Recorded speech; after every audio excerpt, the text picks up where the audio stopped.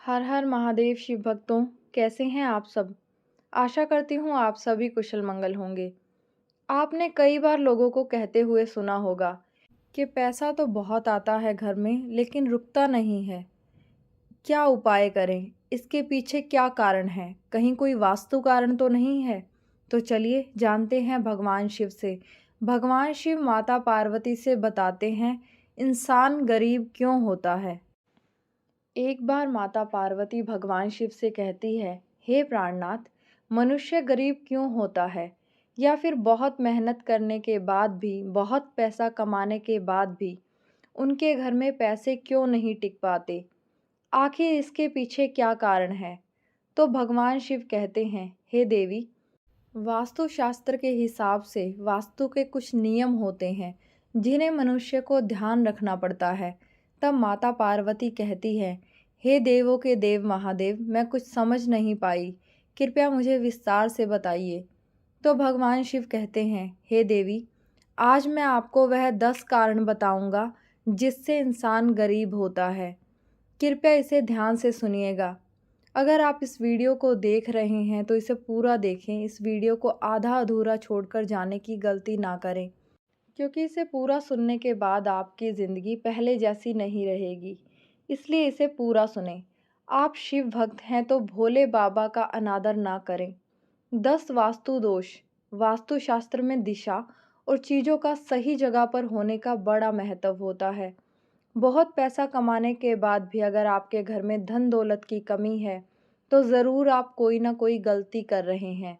अगर अचानक आपके दिन बदलने लगे, अच्छे दिन बुरे दिनों में बदल जाएं, तो आप संभल जाएं। आपने कई बार लोगों को यह कहते सुना होगा कि घर में धन नहीं टिकता, बिना मतलब के खर्चे आ जाते हैं। वहीं घर में हमेशा तनाव भरा माहौल रहता है। ऐसे में लोग अक्सर खुद की किस्मत को ही दोष देते हैं, मगर वास्तु के अनुसार घर पर मौजूद कुछ चीज़ों से भी धन हानि व परेशानियों को न्योता मिल जाता है। अगर आपके आसपास ऐसा होने लगे तो अपने ही घर में रखी चीज़ों पर ध्यान दें। घर में मौजूद हर चीज़ों से सकारात्मक या नकारात्मक ऊर्जा निकलती है। ऐसे में इन घरों में रहने वाले लोगों पर इन ऊर्जाओं का असर निश्चित रूप से होता है। नकारात्मक ऊर्जा वाली कोई चीज़ घर में हो तो व्यक्ति की मानसिक, आर्थिक और शारीरिक तीनों तरह की परेशानियों का सामना करना पड़ता है। ज्योतिष शास्त्र से लेकर वास्तु शास्त्र में सुख समृद्धि और सकारात्मकता के लिए कई तरह के नियमों के बारे में विस्तार से बताया गया है। कई लोग वास्तु में बहुत विश्वास करते हैं और अपने घर का सारा सामान वास्तु के अनुसार रखते हैं, जिनका पालन करना बेहद ही ज़रूरी होता है। कई बार एक छोटी सी वस्तु से ही व्यक्ति का भाग्य रुका रहता है या उसको किसी प्रकार की विपत्ति का सामना करना पड़ता है। याद रखें, निर्जीव वस्तु में अपनी एक ऊर्जा होती है। वास्तुशास्त्र में घर से जुड़ी कई चीज़ों के बारे में विस्तार से बताया गया है, जिसे अपनाने से घर में सुख, शांति, खुशी और सकारात्मक ऊर्जा आती है। वास्तुशास्त्र के अनुसार घर में क्या रखना चाहिए और क्या नहीं, यह जानना बेहद ही ज़रूरी है। जो वस्तुएं घर में नहीं रखनी चाहिए, जिससे घर में नकारात्मक ऊर्जा का विकास होता है और जीवन दुखमय बन जाता है। पहले हम उन वस्तुओं के बारे में बताएंगे जिनके बारे में आप नहीं जानते हैं। नंबर 1, कोई भी देवी देवताओं की मूर्ति या चित्र। दोस्तों, देवी देवताओं की फटी हुई या पुरानी तस्वीर अथवा खंडित मूर्तियों से भी आर्थिक हानि होती है। अतः आपसे अनुरोध है, उन्हें किसी पवित्र नदी में प्रवाहित कर दें। इसके अलावा देवी देवताओं के चित्रों से घर को नहीं सजाना चाहिए। कुछ लोग ढेर सारी मूर्ति इकट्ठी कर लेते हैं, जो कि वास्तु दोष निर्मित करते हैं। उनके चित्र या मूर्ति की संख्या और स्थान निश्चित होते हैं। इसके अलावा कुछ लोग आजकल भगवान के ऐसे चित्र लगा लेते हैं जो कि परंपरागत नहीं होते, जैसे चिलम पीते शिवजी या विकराल रूप के भैरव। नंबर 2, वास्तुशास्त्र के अनुसार अपने घर या ऑफिस में सांप, गधे, उल्लू, सुअर, बांस, चमगादड़, गिद्ध, कबूतर, कौवा जैसे पक्षी और जानवरों की तस्वीर कदापि ना लगाएं। यह आपके परिवेश में हिंसात्मक दृष्टिकोण को बढ़ावा देते हैं। गिफ्ट के तौर पर रुमाल, किसी से गिफ्ट के तौर पर रुमाल लेना या किसी को रुमाल यूज़ करना आपके लिए घाटे का सौदा हो सकता है। वास्तुशास्त्र में किसी से फ्री में रुमाल लेने के लिए मना कर दीजिए। ऐसा करने से आपका संबंधित व्यक्ति से झगड़ा हो सकता है और रिश्ते में खटास हो सकती है। नंबर 3, अगर आप पर्स रखने के शौकीन हैं तो जानिए वास्तु नियम। पर्स या तिजोरी में धार्मिक और पवित्र वस्तुएं रखें जिनसे सकारात्मक ऊर्जा का संचार होता है। वास्तुशास्त्र के अनुसार कभी भी फटा हुआ पर्स और टूटी हुई तिजोरी ना रखें। जेब में भी कभी भी फैले हुए पैसे ना रखें। नंबर 4, टूटी फूटी चीज़ें।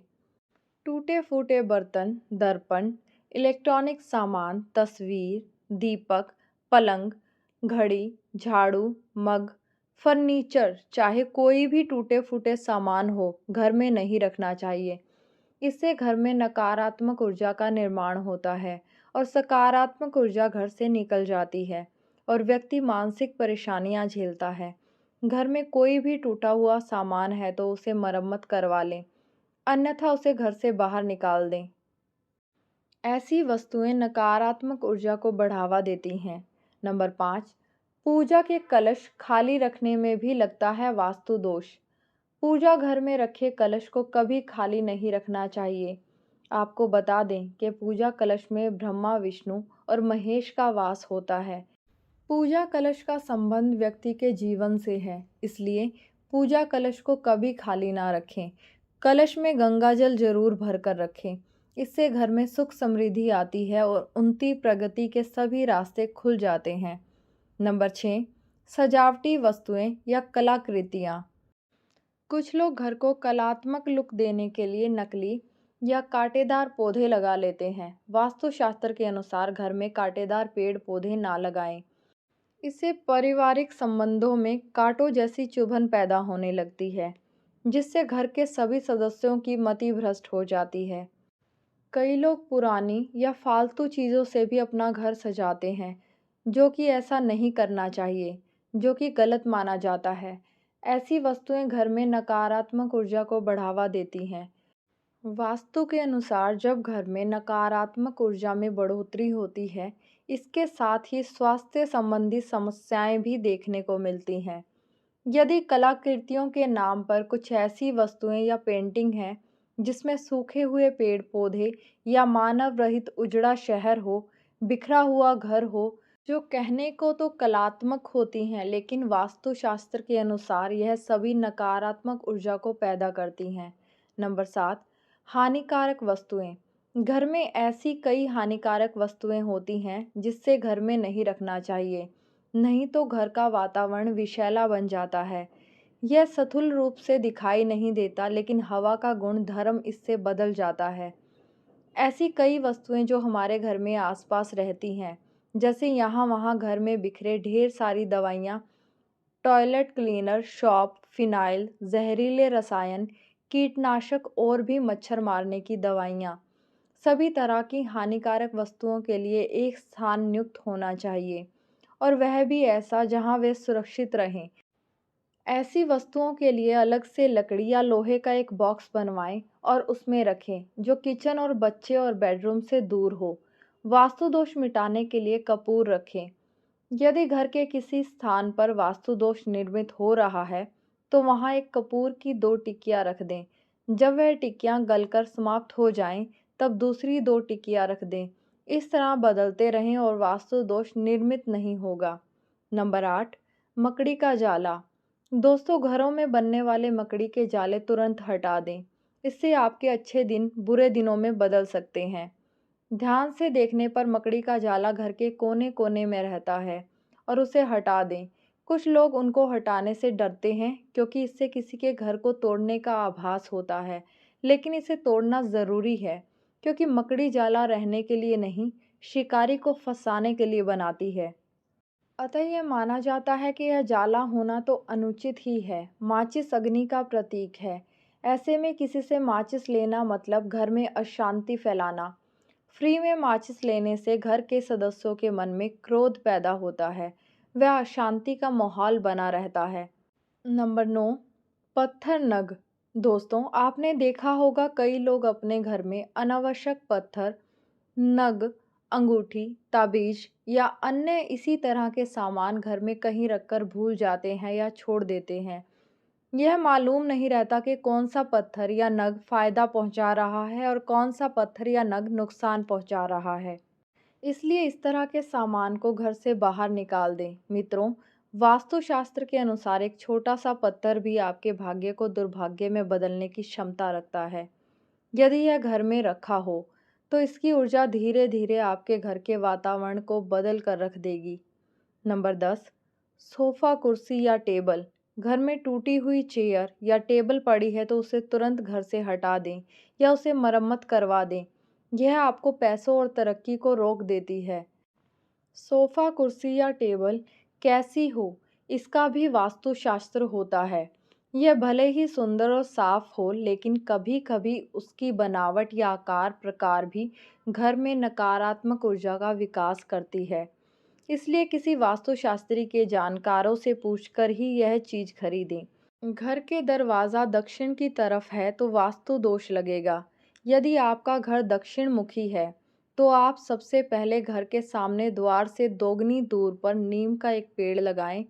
दूसरा यह कि द्वार के ऊपर पंचमुखी हनुमान का चित्र लगाएं। आदम का दर्पण भी लगा सकते हैं। मुख्य द्वार के ऊपर पंच धातु का पिरामिड लगवाने से भी वास्तु दोष समाप्त होता है।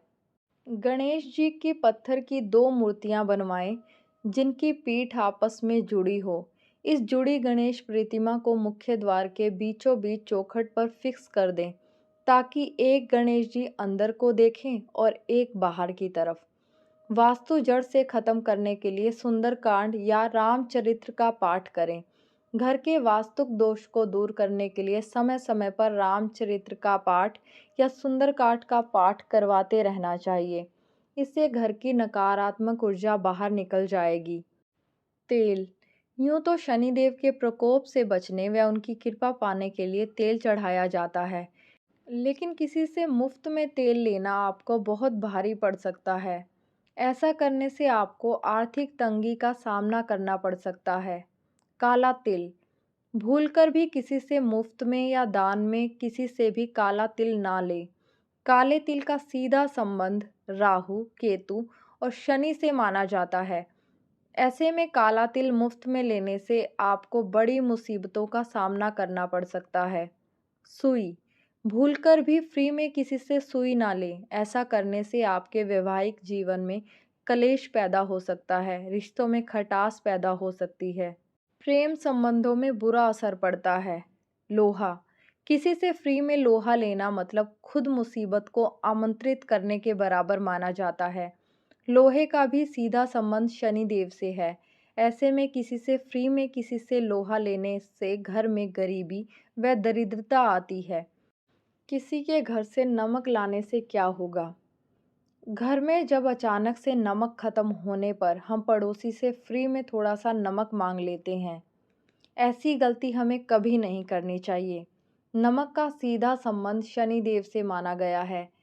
ऐसे में अगर आप किसी से मुफ्त में नमक लेते हैं तो आर्थिक तंगी आपको घेर लेगी, स्वास्थ्य पर भी बुरा असर पड़ेगा और आप पर कर्ज भी बढ़ता जाएगा। उम्मीद है आप सभी को यह वीडियो अच्छी लगी होगी। अगर आप शिव के सच्चे भक्त हैं तो चैनल को सब्सक्राइब और हमारे वीडियो को लाइक करके कमेंट में हर हर महादेव ज़रूर लिखें। आपका दिन मंगलमय रहे। हर हर महादेव। धन्यवाद।